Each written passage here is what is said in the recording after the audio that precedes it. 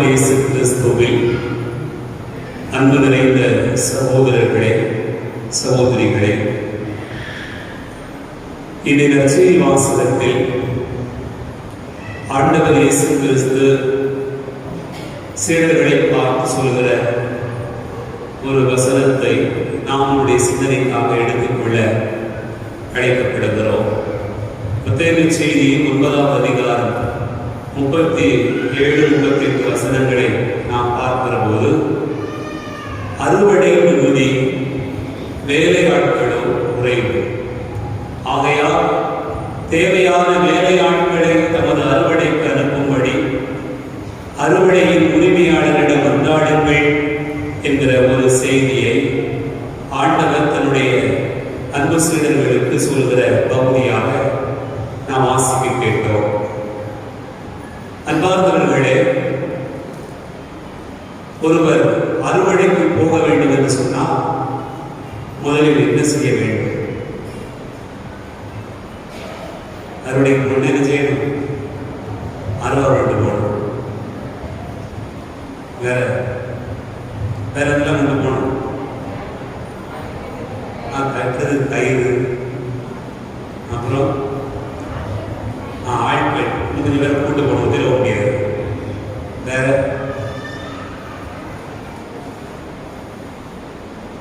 இதெல்லாம் விளைஞ்சு கிடந்தா தேவை. அப்படிதான், விளைஞ்சு கிடந்ததுன்னா இதெல்லாம் தேவை. ஆனா அறுவடைக்கு போகணும் அப்படின்னு சொன்ன உடனே உங்களுக்கு என்ன தோணி இருக்கணும்? முதல்ல விதைச்சிருக்கணும். அப்படிதானா? விதைச்சிருக்கணுமா இல்லையா? விதைக்கவே இல்லை, நிலத்தை பக்குவப்படுத்தவே இல்லை, பயிர்களை தேடவே இல்லை, தண்ணி விடல, உரம் போடல, களை எடுக்கல, எதுவுமே செய்யல. அறுவடைக்கு போய் நின்னா நம்மளை என்ன சொல்லணும்? ஊர்க்காரங்க என்ன சொல்லுவாங்க? ஏதோ நடந்துடுது, அப்படிதான், ஆடு என்னவோ ஒரு கோளாறு ஏற்பட்டிருக்கு அப்படின்னு சொல்லுவாங்க.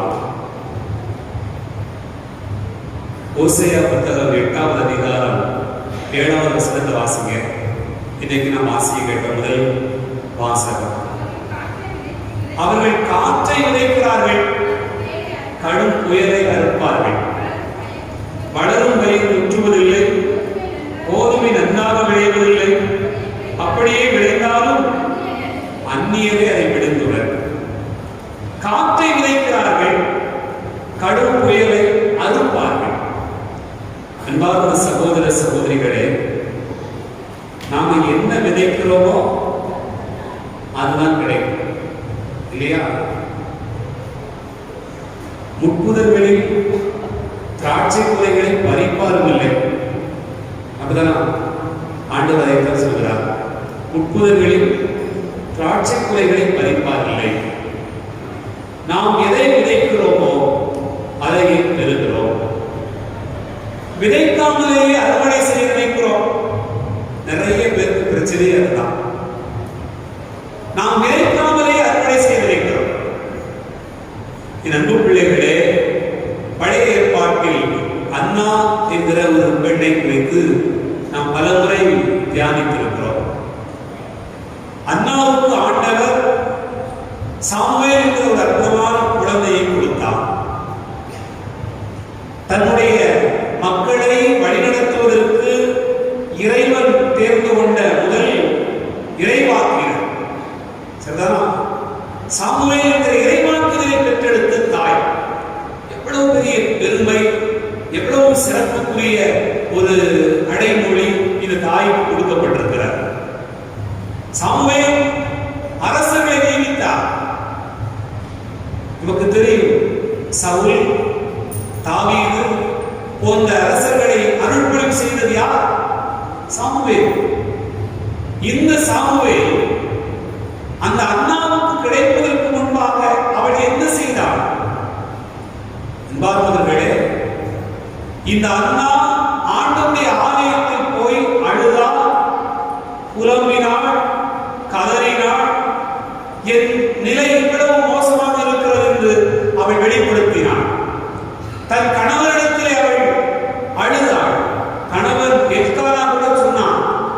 சொன்னார், நான் உனக்கு 10 பிள்ளைகளுக்கு சமமானவன் அல்லவா என்று சொன்னார். ஆனாலும் அவள் ஆறுதல் கொள்ளவில்லை.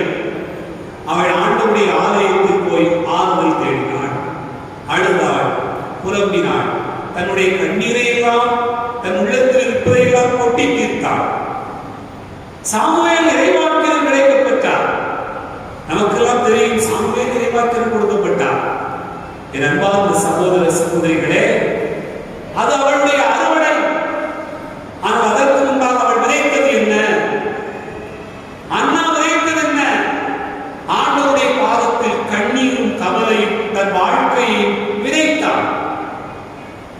அவள் விதைத்த பிறகு அதனுடைய அறுவடையாக தன்னுடைய பிள்ளையை பெற்றுக் கொண்டாள். நமக்கு நிறைய பேர் என்ன நினைக்கிறோம் சொன்னா, அறுவடை விதைக்காமலே அறுவடை செய்ய நினைக்கிறோம். ஆசீர்வாதம் வேணும், ஆனா அதற்கான முயற்சி நான் செய்ய மாட்டேன். அண்ணாவுக்கு ஆசீர்வாதம் கொடுக்கப்பட்டது, ஆனால் அதற்கான முயற்சி அவள் சிறப்பாக செய்தாள். என் அன்பு பிள்ளைகளே, நமக்கு நிறைய பேருக்கு ஆசீர்வாதம் வேண்டும், ஆனால் அதற்காக நான் எதுவும் செய்ய மாட்டேன். கோயிலுக்கு போக மாட்டேன், ஜெபம் பண்ண மாட்டேன், பைபிள் வாசிக்க மாட்டேன், ஜெபமாலை சொல்ல மாட்டேன், வேற எதையும் செய்ய மாட்டேன். ஆனா எனக்கு ஆண்டவருடைய ஆசீர்வாதம் வேணும். இது எப்படி இருக்கிறது? விதைக்காமலே அறுவடை செய்ய விளைகிற மனிதனுக்கு ஒப்பான ஒரு வாழ்க்கை தான். காற்றை விதைக்கிறார்கள், அவர்கள் புயலை அறுவடை செய்வார்கள். நீங்கள் கற்பனையில் நினைத்துக் கொண்டு வாழ நினைத்துக் கொண்டிருக்கிறீர்கள். உழைக்காமலேயே அந்த பலனை அனுபவிக்க நினைக்கக்கூடிய மனிதனை போல நாம் காற்றை விதைத்துவிட்டு எனக்கு கிடைக்கும் என்று காத்திருந்தால் அது புயலாகத்தான் மாறிடும். அன்புக்குரிய சகோதர சகோதரிகளே, நாம் என்ன அறுவடை செய்ய நினைக்கிறோமோ அதற்கு முன்பாக அதை விதைத்திருக்க வேண்டும். புதிய ஏற்பாட்டிலே நமக்கு இன்னொரு நிகழ்வு திருமுழுக்கு யோவான். இந்த அன்பு பெற்றோர் செக்கரியா, எலிசபெத், இந்த 2 பேரும் ஆண்டவருடைய ஆலயத்திலேயே வழிபட்டு கொண்டிருந்தார்கள். தன்னுடைய முதுமை வரைக்கும் வழிபட்டு கொண்டிருந்தார்கள். பெரிய கொடுமை என்னவென்று சொன்னால், ஆண்டவருக்காக ஊழியம் புரிந்து கொண்டே இருந்த இவர்களுக்கு ஆண்டவர் அந்த ஆலயத்தில் மற்றவர்கள் பாராட்டுகிற விதத்தில், சொல்லுகிற விதத்தில், பெருமைப்படுகிற விதத்தில் ஒரு குழந்தை பாக்கியத்தை கூட கொடுக்கவில்லை.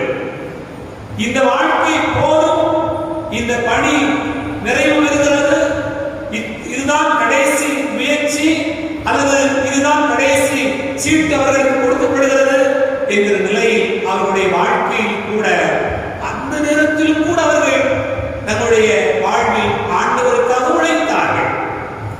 அன்புக்குரிய சகோதர சகோதரிகளே, அங்குதான் இறைவனுடைய அருட்செயல் நடைபெறுகிறது. திருமுழுக்கு யோவான் இயேசுவுக்கு முன்னோடி, இயேசுவை அறிவிக்கிறவர், இன்னார் என்று சுட்டி காட்டுகிற ஒரு பெரும் பணியை ஆண்டவர் திருமுழுக்கு யோவானுக்கு கொடுத்தார். திருமுழுக்கு யோவான் எப்படி கிடைக்கப் பெற்றார் என்று சொன்னால், இந்த எலிசபெத்தும் இந்த செக்கரியாவும் விதைத்ததனுடைய விளைவு ஆண்டவருடைய பாதத்தில் அவர்கள் விதைத்தார்கள். அதனால் அவர்களுக்கு கிடைத்த அறுவடையாக குழந்தை பாக்கியமாக திருமுழுக்கு யோவான் கொடுக்கப்பட்டார். இன்னைக்கு நாம் பலர் அறுவடை செய்ய விரும்புகிறோம், ஆனால் ஆண்டவருடைய ஆலயத்தில் அதற்கான விதை விதைப்பதில்லை. நீங்கள் யோசித்து பாருங்கள், அன்பு செய்யப்பட வேண்டும் என்று விரும்புகிறோம், அன்பை அறுவடையாக செய்து கொள்ள விரும்புகிறோம், என்னை எல்லோரும் மன்னிக்க வேண்டும் என்று விரும்புகிறோம், மன்னிப்பை அறுவடையாக பெற்றுக்கொள்ள விரும்புகிறோம், இரக்கப்பட வேண்டும் என்று விரும்புகிறோம், எனக்கு இரக்கம் கிடைக்க வேண்டும் என்று ஆசைப்படுகிறோம். ஆனால் அன்பை, மன்னிப்பை, இரக்கத்தை நாம் விதைப்பதில்லை. விதைக்காமலேயே எனக்கு கிடைக்க வேண்டும் என்று நாம் விரும்புகிறோம். அதுதான் நம்மிடத்தில் இருக்கக்கூடிய குறைபாடு. எனக்கு மன்னிப்பு வேண்டும் என்று சொன்னால் நான் விதைத்திருக்க வேண்டும். எனக்கு இரக்கம் கிடைக்க வேண்டும் என்று சொன்னால் இரக்கத்தை நான் பிறருக்கு விதைத்திருக்க வேண்டும். அதை செய்யாமல் நான் எதிர்பார்த்தேன் என்று சொன்னால் நான் காற்றை விதைக்கிறவனாக மாறிவிடுகிறேன். காற்று ஒரு நேரம் என்ன செய்யும்? வெறுமனே காற்றை அதிகமாக விதைக்க என்ன செய்யும்? பெரும் புயலாகத்தான் மாறிப்போம். அப்படிப்பட்ட ஒரு நிலையில் தான் ஆண்டவர் நாம் அறுவடை மிகுதியாக இருக்கிறது, ஆனால் அறுவடைக்காக என்ற செய்தியை நமக்கு சுட்டி காட்டுகிறார். என் அன்பு பிள்ளைகளே, நம்முடைய வாழ்க்கையின் பயணத்தில் பல நேரங்களில் இதை நாம் மறந்து பயணித்துக் கொண்டே இருக்கிறோம். ஆண்டவருக்கான அந்த பணிகளை செய்யாமல், அன்பு பணிகளை ஏறெடுக்காமல், எனக்கு அன்பு வேண்டும் என்று யாராவது எதிர்பார்த்துக் கொண்டிருப்பார் என்றால் அவர் தன்னுடைய வாழ்வில் எதிர்பார்ப்பதை இழந்து போவார். ஏனென்றால் ஆண்டவரே சொல்கிறார், நல்ல மரம் நல்ல கனிகளை கொடுக்கும். ஒரு நல்ல மனிதர் நல்ல வாழ்வினுடைய நற்பயன்களை அவர் பெறுவார். நம்முடைய வாழ்க்கையின் பயணத்தில் நாம் எப்படி எதை விதைக்கிறோம் அல்லது விதைக்காமலேயே அறுவடை செய்ய நினைக்கிறோம். நிறைய பேர் அப்படிப்பட்ட ஒரு பெரும் கனவில் இருந்து கொண்டிருக்கிறோம். இறைவனுடைய ஆசீர்வாதம் வேண்டும், ஆனால் நாம் முயற்சிக்காமலே எனக்கு கிடைக்க வேண்டும். யாராவது எனக்காக ஜெபித்து, யாராவது எனக்காக நன்றாடி, யாராவது எனக்காக நோன்பிருந்து, யாராவது எனக்காக தவமிருந்து இதை பெற்றுக் கொடுத்திட மாட்டார்களா என்று நினைக்கிறோம். அங்குதான் தவறு இருக்கிறார். ஆண்டவர் காட்டுகிற இந்த அன்பான அழைப்பை ஏற்று நாம் ஆண்டவருடைய வார்த்தைகளை விதைப்போம். அதனுடைய பலனாக 30 மடங்கு, 60 மடங்கு, 90, 100 மடங்கு என்று பலன் தருகிற ஒரு வாழ்வினுடைய ஆசீர்வாதங்களை பெறுவோம். அதற்காய் மன்றாடுவோம். இறைவனை ஆசீர்வதிப்பார். ஆமென்.